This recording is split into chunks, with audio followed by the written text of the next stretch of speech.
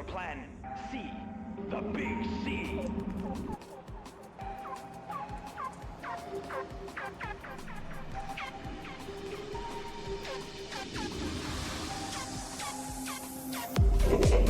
Welcome back to another exciting episode of Gallica Kills Everything, your #1 rated daily Metropolis weather program where Gallica kills everything.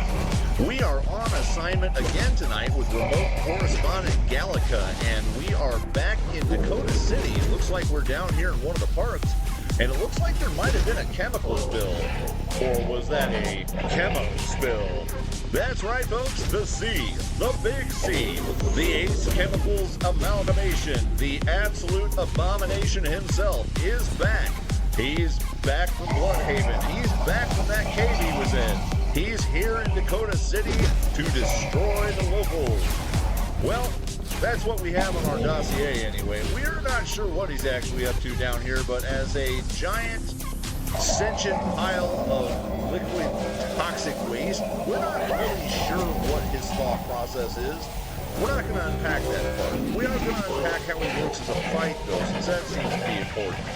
Right off the bat, one of the regular things that happens in this fight throughout the course of the entire bounty, he's going to turn you into a chemoid munchkin. You'll have to seek out one of the little radiation pools. This is a really disadvantaged way to go about the fight, and that's really all there is to it. You have no real attacks or abilities while you're in that mode, and you take non-stop damage from whatever local chemoids and whatever current AoE or DOT is affecting you.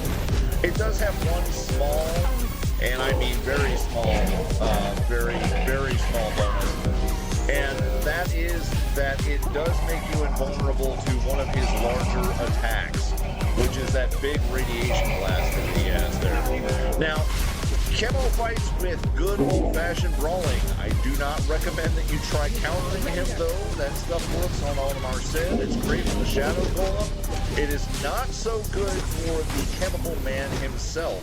He's got too many ability attacks and too many adds to make that a sustainable thought for any extreme amount of time. And to be blunt, I'm not even sure if he can be countered. We'll find out as the fight goes on. But that being said, your main goal here, stay alive, keep an eye on what's currently happening, because the two big changeovers, the chemoid transformation and the chemo blast, are going to be the two things that can most easily screw up your day. Now, he does have a few other ability attacks outside of that. You will see him regularly use that huge fire hose vomit attack that he's getting ready to do right now. That will leave you with a DOT even if it tags you once, and it has a wider cone of action than you think it does, so get the hell out of the way the second that you see that happen. The other thing that he likes doing, you're not going to see it quite as often, but when you do see it, it is going to screw up your whole day. He does have atomics transport pull. He can just bring you from over there to right in front of him, so he can start beating the crap out of you. Or continue beating the crap out of you, I guess I should say. He also has the large quantum displacement wave, as you saw there a second ago. That is a heavy burst attack that just goes straight out in front of him. That doesn't really have a telegraph, but it's also not really damaging beyond the first hit, though that first hit will hurt you. So how do you approach this fight?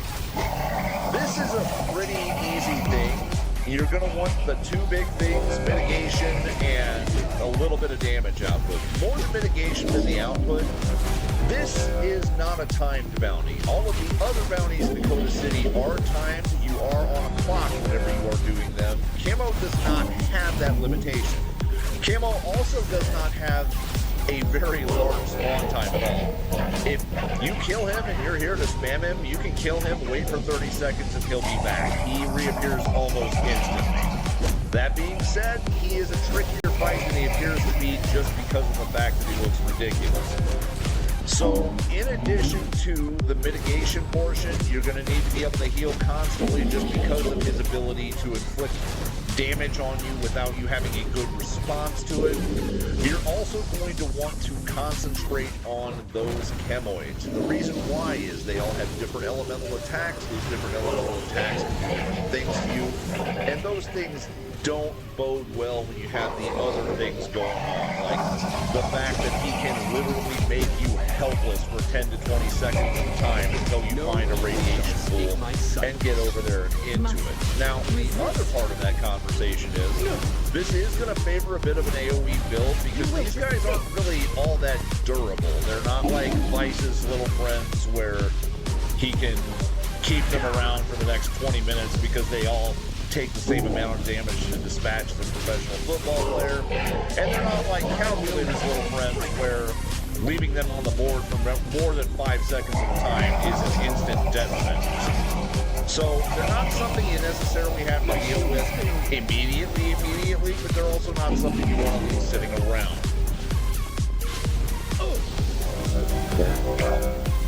I must be strong. And as we come down to the end of the fight here, it's time to talk about the business portion of things. What do the economics on beating a chemoid and Chemo himself look like? Well, I'll tell you. This is a standard weekly bounty reward. You will get that 8 months, and you will get that box, which will have wonderful, wonderful things inside of it. Oh, I forgot, he does have that persistent chasing damage over time attack, so make sure you run away from that one. In addition to that, there are countdown feeds associated with him, so get you some friends, make you some ends. Goodbye, good night.